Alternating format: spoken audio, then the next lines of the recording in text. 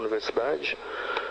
Certamente a USP formou pessoas muito competentes, né? Embora ela fosse, não fosse simpática ao ISEB, ela teve o Florestan Fernandes, talvez seja a figura mais relevante que saiu da sociologia USP.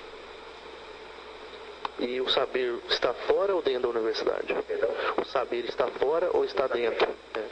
Bem, aí é uma questão. Ele está naturalmente muito dentro da universidade, mas também fora.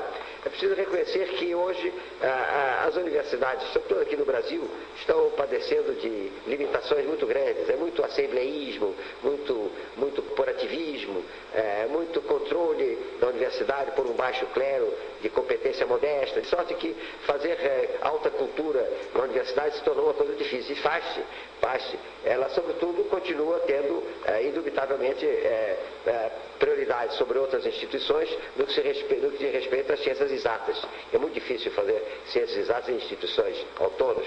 E a universidade continua fazendo boas coisas em biologia, em física, em química, etc. Agora, eu diria que certos organismos independentes, como, por exemplo, em seu momento de maior prestígio, o SEBRAP, em São Paulo, né? Como aqui o meu instituto e algumas outras agências, produzimos coisas de muito boa qualidade com frações insignificantes do recurso que a universidade tem, mas com a vantagem de não ter aquelas amarras, aquelas discussões, aquela burocracia, de sorte que o nosso trabalho goza de condições muito favoráveis em termos de agilidade.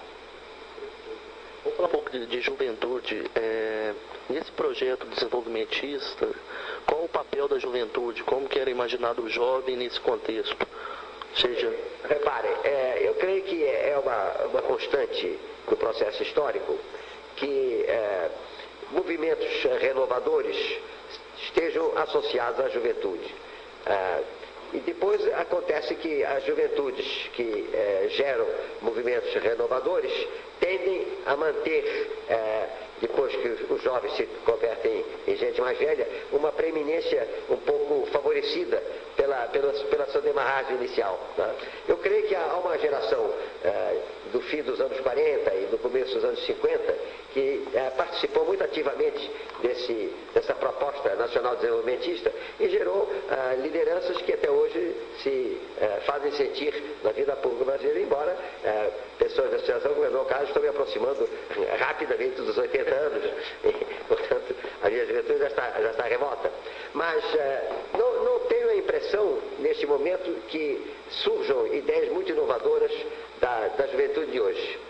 Pode ser que eu esteja com uma perspectiva de velho, aliás, certamente algo disso deve acontecer nessa minha avaliação, mas a razão pela qual eu tenho uma atitude não muito entusiasta em relação à juventude que está agora ocupando cargos, é o fato que no Brasil e um pouco na América Latina, ela foi muito contaminada pelo neoliberalismo, que eu considero uma ideologia nefasta, tão negativa como a do comunismo. Eu tenho tendência a dizer, há duas ideologias que não melhoram, não são capazes de aproveitar a sua experiência.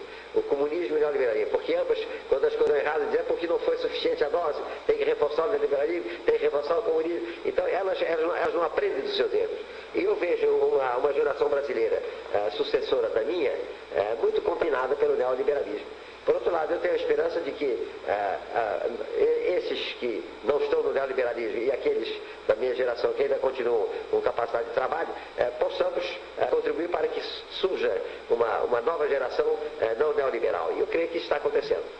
Imagino que sim. E esse trabalho do ISEB, ou das pessoas ligadas ao nacional desenvolvimentismo, que tipo de divulgação cultural era feito, né?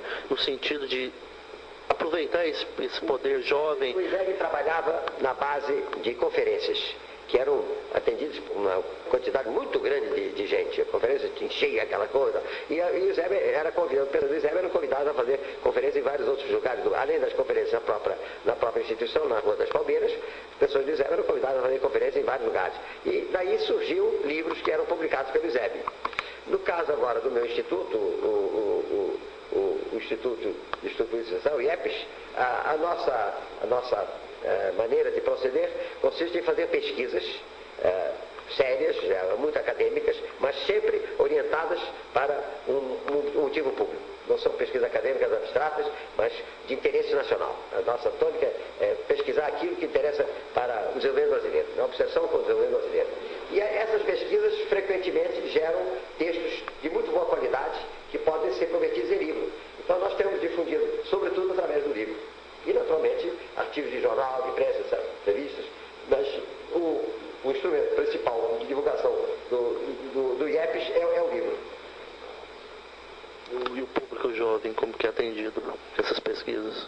Bem, eu creio que, como lhe disse, estamos começando a sentir que as nossas ideias críticas do neoliberalismo estão encontrando ressonância na geração pós-neoliberal. Né? E isso me parece uma coisa muito promissora. Então, nesse momento, nós estamos querendo aqui no Instituto empreender alguns trabalhos que nos parecem extremamente importantes nessa direção. Voltaria a mencionar aquela coisa que já referi, que é esse projeto de consenso nacional, projeto nacional de consenso. Tá? A partir da constatação de que os prazos de que o Brasil dispõe para se desenvolver são muito curtos e que, portanto, ele necessita de manter uma grande coerência de propósitos durante esse período de mais ou menos 20 anos, nós contribuímos para que um grupo eminente de parlamentares, representando os principais partidos do país, se reunissem em Brasília a partir do começo deste ano e discutissem problemas nacionais com vistas a chegar a um consenso, o chamado Comitê de Consenso.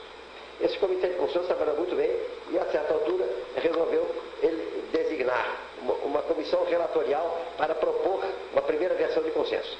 A comissão foi coordenada pelo deputado Luiz Mercadante, integrada pelo senador Jefferson Pérez, deputada Rita Camata e deputada Ieda Cruzes. E essa comissão produziu um trabalho excelente. Um trabalho excelente que, depois de discutido pelo plenário do Comitê de Consenso e recebendo muitas emendas, foi reformulado de conformidade com as emendas e está sendo, neste momento, encaminhado à apreciação do presidente Fernando Henrique Cardoso. E será, proximamente, objeto de uma comunicação às principais autoridades da República. Por outro lado, está se cogitando, quando o Congresso volte a se reunir em agosto, de se fazer uma reunião plenária do Comitê e convidar a imprensa para uma entrevista coletiva a respeito desse projeto de consenso. A ideia é submeter esse projeto de consenso a um grande debate nacional. Debate público nas universidades, em todos os partidos, com os candidatos que receberão esse projeto, sabe? E recolher, o Comitê de Consenso se propõe a recolher os resultados desse debate depois das eleições. Aí, tudo que for discutido será anotado pelo Comitê e o Comitê, levando em conta o debate, fará uma segunda formulação do projeto de consenso, já exatamente para ir ao encontro daquilo que o debate demonstrou que a sociedade brasileira está pedindo. E, então, se formularia um projeto de consenso já tendo passado por este amplo debate nacional em algum momento da primeira metade do ano que vem. E isso seria uma proposta para durar para os próximos 20 anos. Vamos falar um pouco de Brasília. Qual o